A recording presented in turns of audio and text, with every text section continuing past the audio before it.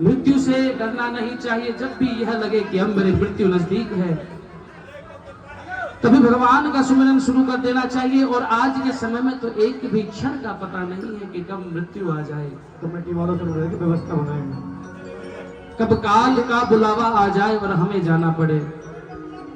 अब सुखदेव जी महाराज परीक्षित जी को कहते हैं कि अगर आपके मन में कोई और भी इच्छा है तो वह बताइए। परीक्षित जी कहते हैं कि मैं सुदामा चरित्र और सुनना चाहता हूं, कि जो बालपन में श्री कृष्ण के भक्त थे, मित्र थे, साथ लीलाएं की, माखन चोरी किया, गायें चराई, गुरुकुल में अध्ययन किया, और अब मैं उनकी कथा भी सुनना चाहता हूं। तो सुखदेव जी ने बड़े सूक्ष्म रूप से बताया कि कन्हैया को द्वारका का राजा बना दिया जाता है, लेकिन सुदामदेव एक ब्राह्मण, स्वाभिमानी ब्राह्मण, अपना जीवन निर्वाह करते हैं। वो बेहद निर्धन होते हैं। उनके घर में एक भी समय का भोजन बचत के रूप में नहीं बनता। वो कहते हैं कि नारायण ने चोंच दी है तो चूगा भी देंगे, कोई संचय करने की आवश्यकता नहीं है। तो कभी धन संचय नहीं करते। सुदामा जी की पत्नी सुशीला जी बार बार सुदामा से कहती हैं कि नाथ आप जाइए तो सही, आपके मित्र राजा हैं, वो भी द्वारका के राजा हैं। चाहो और श्री कृष्ण कन्हैया की बात बनी हुई है, जय जयकार होती है, तो आपके तो बालपन के मित्र हैं, अगर आप जाएंगे तो जरूर वो कुछ न कुछ आपको देंगे। लेकिन सुदामा जी कहते मैं मांगूंगा नहीं, मैं एक कर्मनिष्ठ ब्राह्मण हूं, स्वाभिमानी ब्राह्मण हूं, त्रिकाल संध्या करता हूं, मैं वेद पाठी हूं, मैं ऐसा ही नहीं हूं कि मैं भिक्षा मांगू।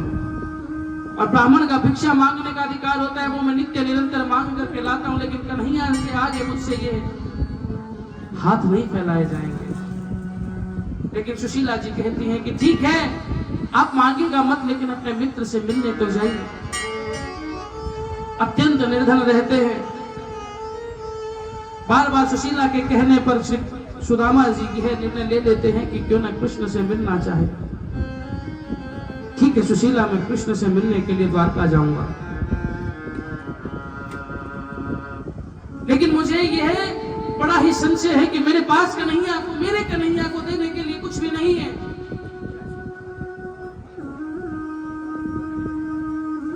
मैं क्या उन्हें तोहफे में दूंगा, क्या मैं उनके लेकर के भेंट जाऊं। आज घर में बच्चे भी भूखे हैं। सुशीला जी जाती हैं, भिक्षा मांग करके लाती हैं, लेकिन वो भिक्षा अपने बच्चों को नहीं खिलाती, बल्कि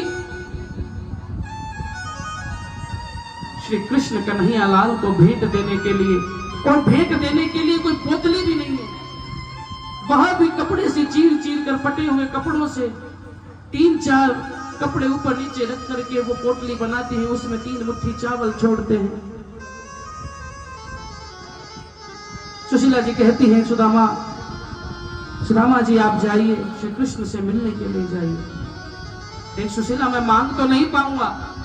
अरे मत मांगिएगा, वो बिना मांगे ही दे देते हैं। जब बिन बोले मिलता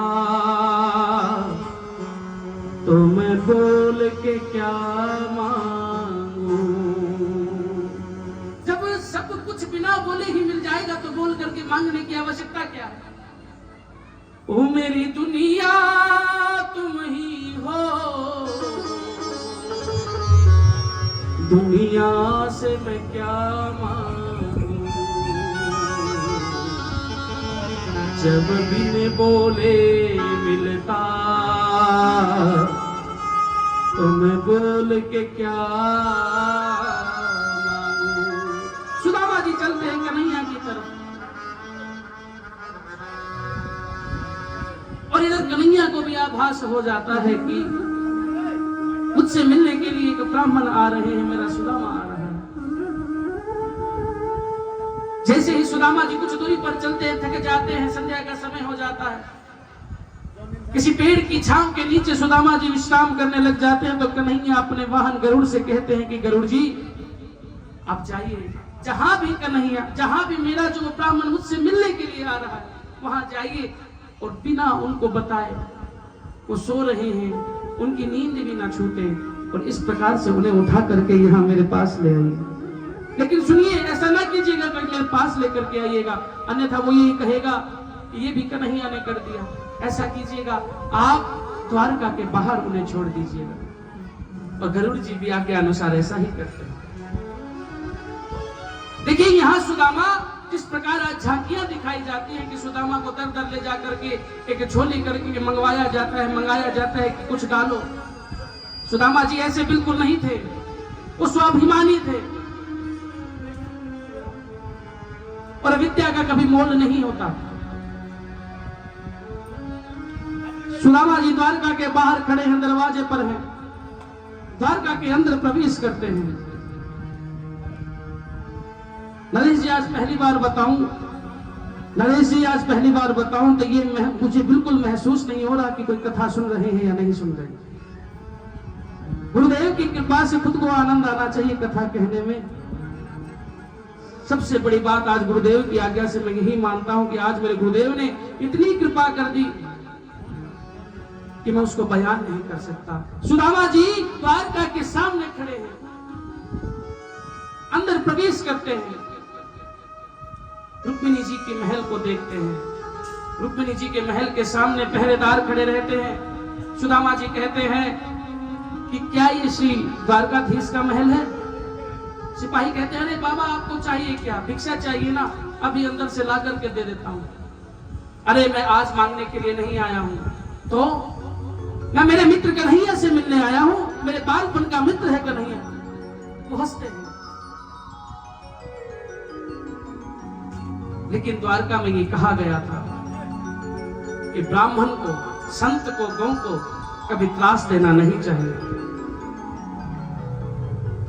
रुक्मिणी जी के महल से जब सैनिक बताते हैं कि श्री कृष्ण द्वारकाधीश का महल वो है, तो उस महल के आगे जाते हैं और वहां भी द्वारपाल उनका इंतजार करते हैं और बार बार विनय करते हैं। तो सुदामा जी की द्वारपालो जाकर के कन्हैया से कह दो कि दर पे सुदामा गरीब आ गया। बार बार सैनिक भी पूछते हैं कि आप कौन हैं, आपको क्या चाहिए, आपको अन्न चाहिए, लाइए मैं ला करके देता हूं। लेकिन जब सुदामा जी नहीं मानते और जाकर के श्री कृष्ण कन्हैया को कहते हैं, अरे द्वारपालो कन्हैया से कह दो, अरे द्वारपालो कन्हैया से कह दो कि दर पे सुदामा गरीब आ गया है, दर पे सुदामा गरीब आ गया है। अरे द्वारपालो कन्हैया से कह दो, अरे द्वारपालो कन्हैया से कह दो, दर पे सुदामा गरीब आ गया है, दर पे सुदामा। ये इस द्वितीय श्रीमद् भागवत पुराण का इस कथा के माध्यम से गाया हुआ अंतिम भजन है। आप और हम सब मिलकर के भगवान को मनाते चलेंगे। आप ये समझिए कि आप स्वयं सुदामा के स्वरूप में है और कन्हैया सामने खड़ा है। अरे द्वारपालो कन्हैया से कह दो, अरे द्वारपालो कन्हैया से कह दो कि दर पे सुदामा गरीब आ गया है, दर पे सुदामा गरीब आ गया है।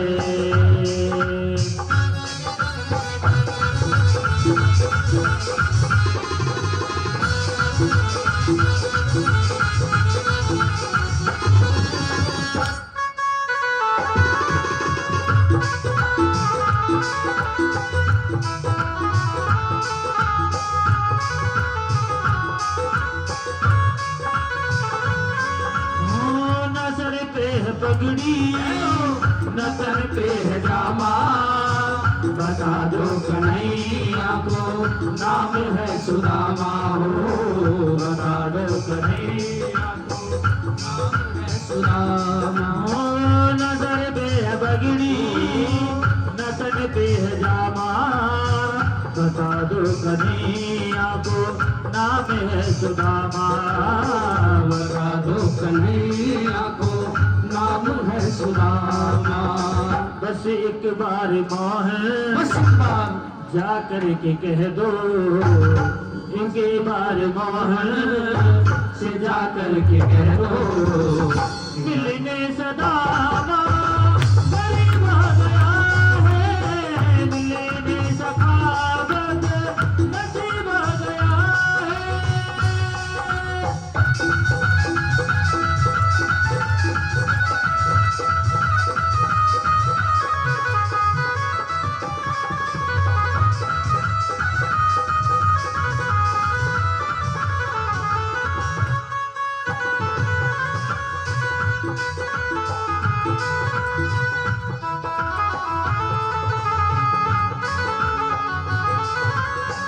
सुनते ही दौड़े चले आए मोहन, लगाया गले से सुदामा को मोहन, लगाया गले से सुदामा को मोहन। सुनते ही दौड़े चले आए मोहन, लगाया गले से सुदामा को मोहन, हाँ, लगाया गले से सुदामा को मोहन। हुआ रुक्मणी को बहुत ही अचंभा, हुआ रुक्मणी को बहुत ही अचंभा, ये मेहमान कैसा अजीब आ गया है, ये मेहमान कैसा अजीब आ गया है।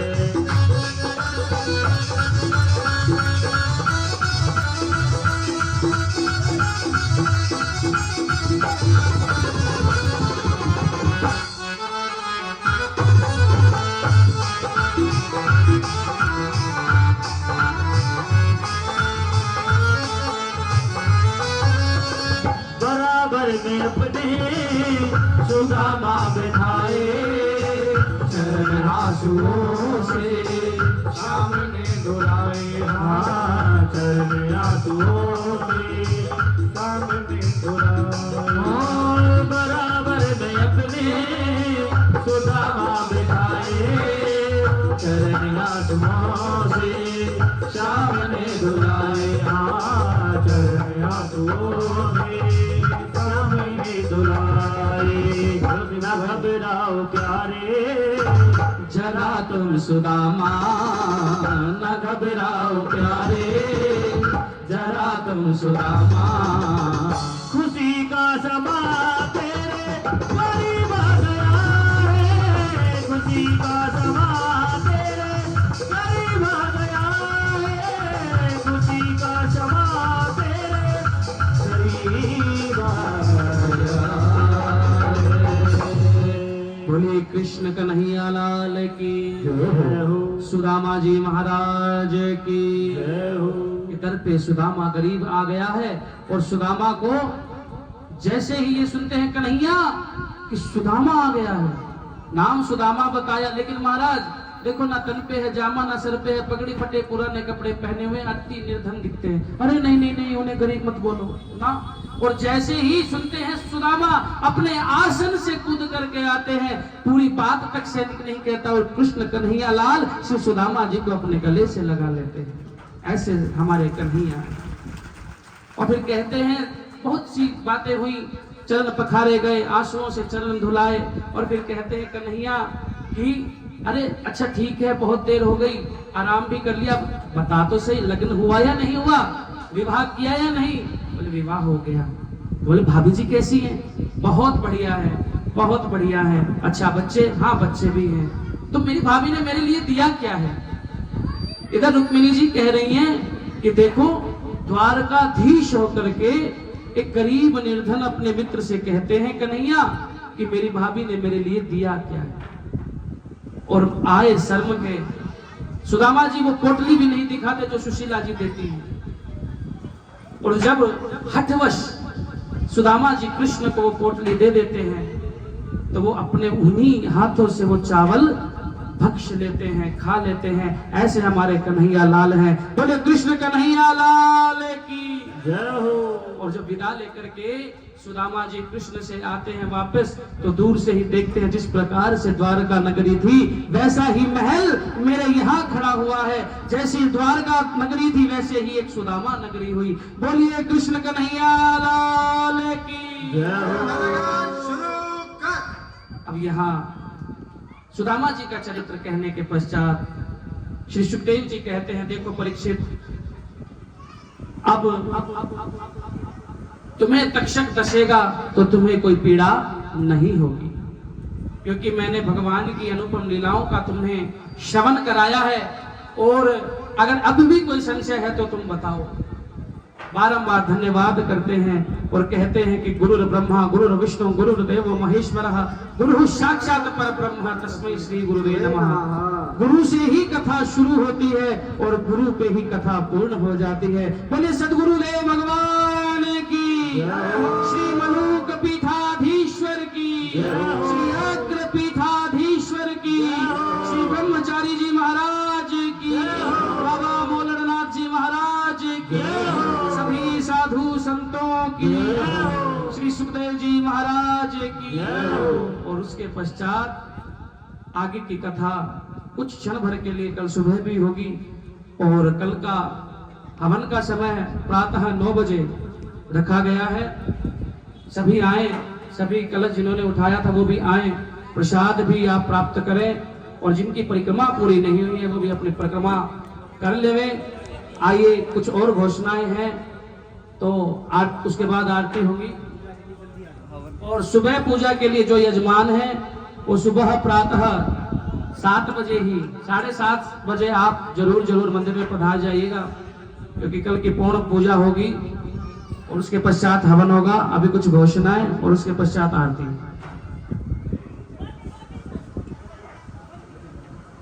बोलिए श्रीमद् भागवत पुराण की, राजा परीक्षित की जय हो। बोलिए वामनाथ महाराज की। अभी आपके सामने जो बच्चे राधा कृष्ण का रूप लेके बैठे हैं उनके दादाजी प्रकाश साहब सपुत्र श्री जुत्थर सिंह बोरा जी 11,000 रुपए की राशि बाबा के निमित्त दान करते हैं। हम इनका आभार प्रकट करते हैं, धन्यवाद करते हैं प्रकाश साहब का।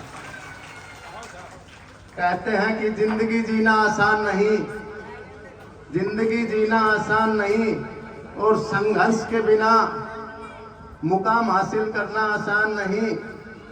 और जब तक ना पड़े पत्थर पर हथौड़े की चोट तब तक तो भगवान बनना भी आसान नहीं। जब पत्थर पर हथौड़े की चोट पड़ती है तभी मूर्ति का रूप लेती है। आप गर्मी में धूप में जब कथा सुनने आए हैं तो इसका पुण्य आपको तभी मिलेगा जब थोड़ी सी परेशानी भी आपको होगी। देखिए, परवेश जी के लिए भी आपने तालियां बजाई, कमेटी के लिए भी। एक बार आप खुद के लिए तालियां बजाइए, क्योंकि आपके सहयोग के बिना ना तो कथा चलती और ना ही कथा इस तरह संपूर्ण हो पाती। कल मेरी माताएं बहनें से हमने अपील की, उसका असर दिखा भी। तकरीबन मेरी माताएं बहनें कुछ ना कुछ लेके आई, कोई थोड़े तो कोई ज्यादा लेके आई। और कल का दिन आपके पास और है। मैंने कल भी कहा था कि दान से आपका धन नहीं घटेगा। तो कल सुबह 9 बजे का शाम परवेश जी ने टाइम दिया हवन का, उस हवन पर भी आए और एक अच्छे भक्त की तरह अपना व्यवहार करके जाएं, किसी भी तरह की धक्का मुक्की ना करें। अगली बार तो आपका ये तैयार हो जाएगा। आप थोड़ी बैठने के लिए आपको भी दिक्कत होगी। कुछ मेरी माताएं बहनें सम्मान के लिए रह गई थी, उनको हम सम्मान के लिए बुलाएंगे। तो उसके भाई संजय साहब को, पहले प्रकाश साहब को एक बार आइए साहब।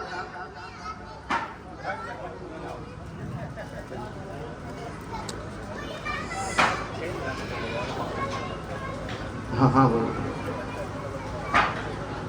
ले लो ले लो।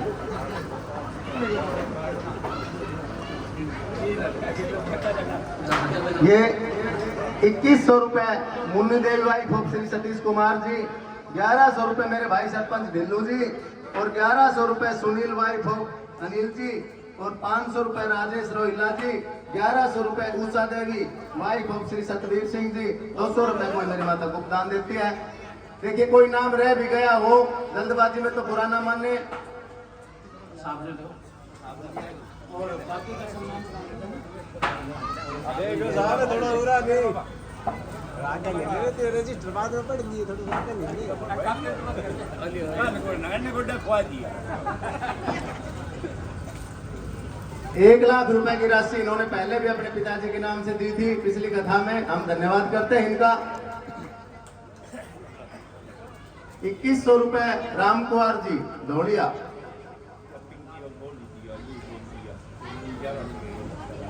1100 रुपए अनिल कुमार रामानंद जी, 500 रुपए नरेश शंकरलाल जी, धन्यवाद सभी का। भाई सतवीर जी रह गए थे वो प्रधान जिन्होंने 21,000 रुपए की राशि दी थी, भाई सतवीर जी एक बार वो आए। भाई सतवीर जी देखिए कमेटी के सदस्य हैं, सारा काम इनकी देखभाल में हो रहा है। और भाई महिपाल जी गोठना निवासी 1100 रुपए श्याम सेवा मंडल की तरफ से दे रहे हैं और प्रतिदिन अपना काम छोड़ के सेवा कर रहे हैं। ये गोठड़ा से विलोम करते हैं, हम इनका बहुत बहुत आभार करते हैं कि ये लगातार चाहे आपके लिए चाहे पानी की व्यवस्था हो चाहे कोई भी बिजली का काम हो, ये सारे निःशुल्क मंदिर में करते हैं। भाई धन्यवाद महिपाल जी। आगे आ जाओ, आओ जाओ। और ये हमारे पवन की मम्मी जी, मैंने पहले भी बोला था चाहे धर्मवीर की मिसिज जी 51 कट्टे सीमेंट की वो बैठी थी, यहाँ पर आए एक बार।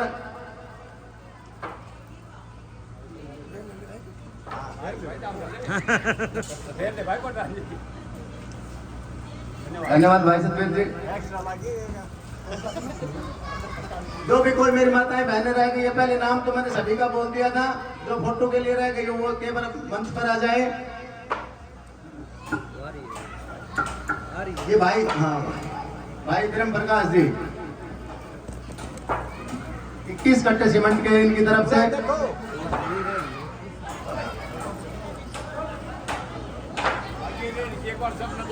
और भाई सुबेदार पालाराम जी अगर हो तो उन्होंने अपनी मां के नाम 21 कट्टे सीमेंट के लिखवाए थे, भाई पालाराम सुबेदार जी, उनके घर से अगर कोई हो तो कोई भी आ जाए।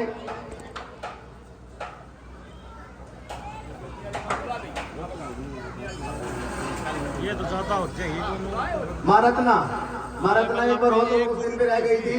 51,000 रुपए अब की बार दे रही है और 11,000 रुपए पहले इन्होंने दिए हैं। और भाई जोने भी मंदिर में लगातार सेवा करते रहते हैं। महारत्ना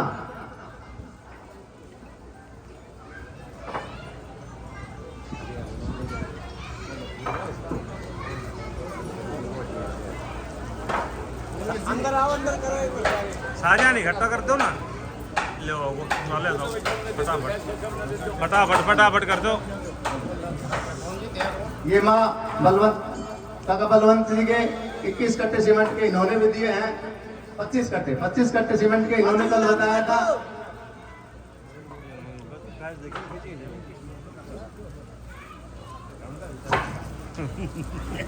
चार खाते चार बिना लिए चार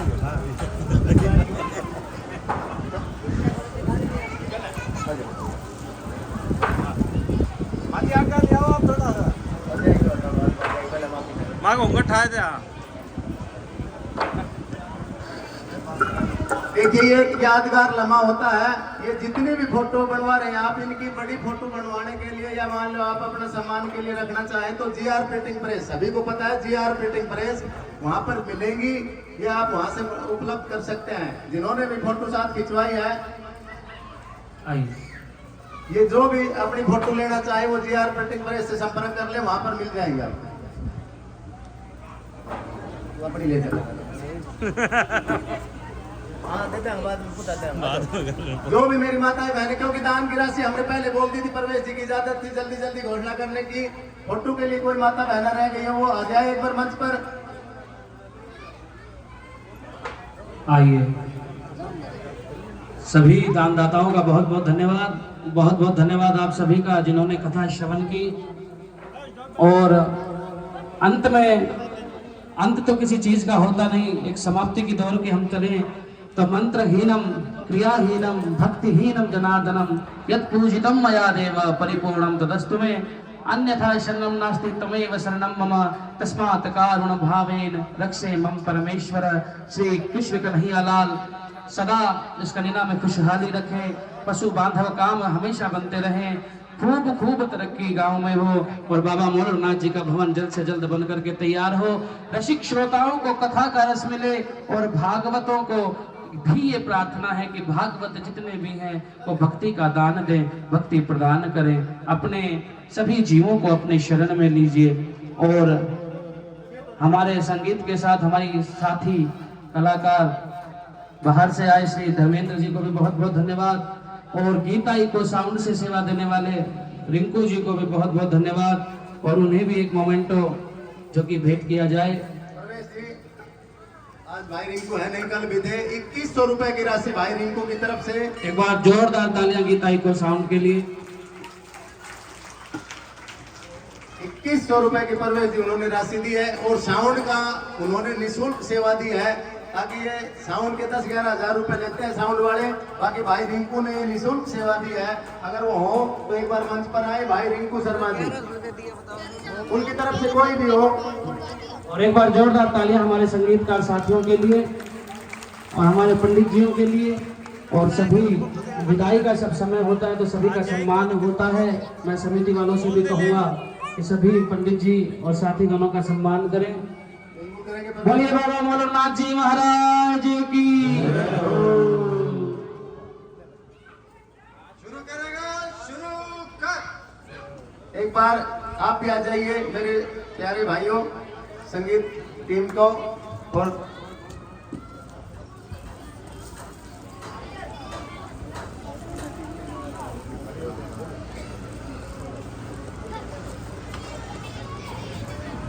देखिए, कोई मंच पर नहीं आना चाहे, फोटो बाबा की लेना चाहे तो हम उनको भी दे देंगे फोटो कोई कमी नहीं है, और बनवा लेंगे।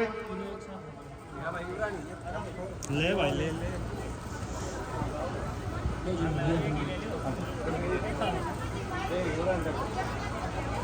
आओ आ जाओ जी, आ जाओ।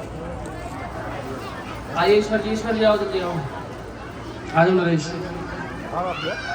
सभी आ जाओ। आ जाओ। फोटो भाई को ना टन कोई को नहीं, फोटो ये भी इनका भी सामर्थ्य इतना ही रहेगा, जल्द से जल्द सारा कार्य आप समापन की ओर ले चलिए। आइए, आओ जी।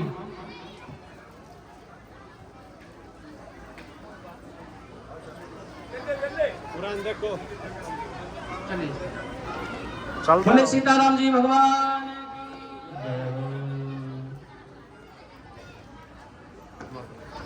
भाई रुक जाएगी, बढ़ती जा रही है संख्या। एक मिनट दीजिए। जल्दी चलिए बताइए। जय और आरती के लिए इंस्ट्रूमेंट तैयार कर लो।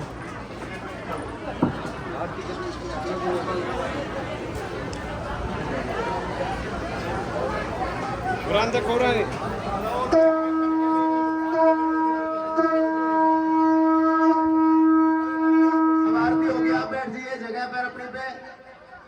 कल दे देंगे, कोई बात नहीं। और आरती के बाद जो बच्चों की एक मांग थी वो भजन बजा दीजिएगा।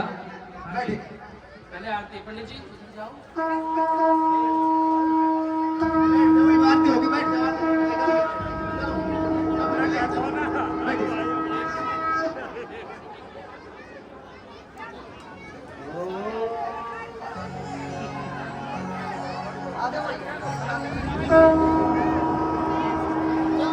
अपने अपने यथास्थान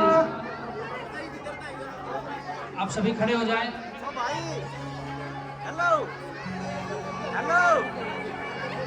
देखिए सभी की हो चुकी है, अब आप जाकर के बैठ जाइए, अपने स्थान पर खड़े हो जाइए। आरती होगी अभी।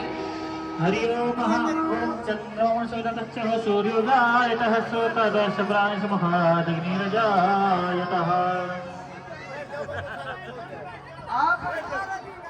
अरे माता जी आप सभी व्यवस्थाओं को भंग मत करो, सभी शांत खड़े हो जाओ। बोलिए कृष्ण कन्हैया लाल की जय हो।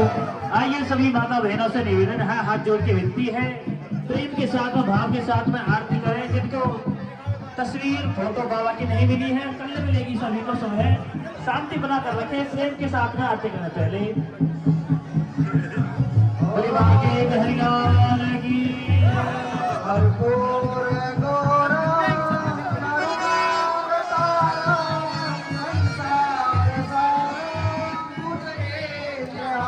अच्छा इनको यहाँ पे मान दीजिए, कृष्ण रुक्मिणी को यहाँ ले भवानी सहितां नमामि समेव माता जगता त्वमेव बन्धो जगता त्वमेव त्वमेव विद्या त्वमेव त्वमेव सर्वं मम देव देव। भागवती भगवान की है आरती, पापियों को पाप से है आरती। श्री भागवत भगवान की है आरती, पापियों को पाप से है आरती। श्री भागवत भगवान की है आरती, पापियों को पाप से है आरती।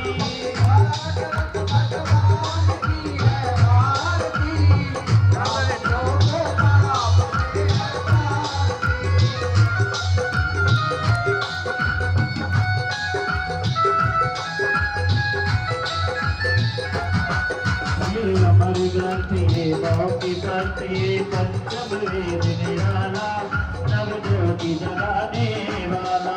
नव ग्रंथे मुक्ति पंथे पंचम वेद निराला, नव ज्योति जगाने वाला। नव ज्योति जगाने वाला, नव ज्योति जगाने वाला। हरि नाम यही, हरि नाम यही, हरि नाम यही, हरि नाम यही। जगते मंगल की आरती, पापियों को पाप से है तारती। श्री भागवत भगवान की है आरती, पापियों को पाप से है तारती। शांति गीत पावन पुनीत, पापों को मिटाने वाला, हरि दर्श कराने वाला। गीत पावन पुनीत, पापों को मिटाने वाला, हरि दर्श कराने वाला। ये सुख करने, ये दुख हरने, ये दुख हरने, ये दुख हरने। श्री मधुसूदन की आरती, पापियों को पाप से है तारती। श्री भागवत भगवान की है आरती, पापियों को पाप से है तारती। ये मधुर बोल जग खंड बोल, मन भाग्य बताने वाला, बिगड़ी को बनाने वाला, बिगड़ी को बनाने वाला, बिगड़ी को बनाने वाला। श्री राम यही घनश्याम यही, श्री राम यही घनश्याम यही, श्री राम यही घनश्याम यही, राम यही, घनश्याम यही। प्रेमो महिमा की आरती, पापियों को पाप से है तारती। श्री भागवत भगवान की है आरती, पापियों को पाप से है तारती। आजम से जब नारायण पिता वरम वासुदेव हरे, सीता भागवत में पिता वरम जानकी राजम राजम ब्रह्मदे। पापियों को पाप से है तारती, पापियों को पाप से है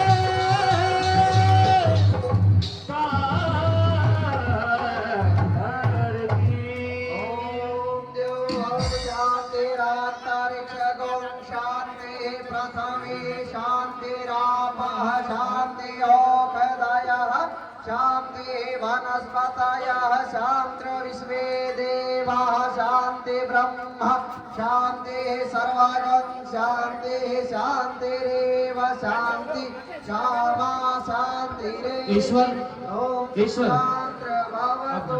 इनको दे दो लोटा। ओम सर्वे भवन्तु सुखिनः, सर्वे सन्तु निरामया, सर्वे भद्राणि पश्यन्तु, मा कश्चित् दुःखभाग् भवेत्। बोलिए कृष्ण कन्हैया लाल की।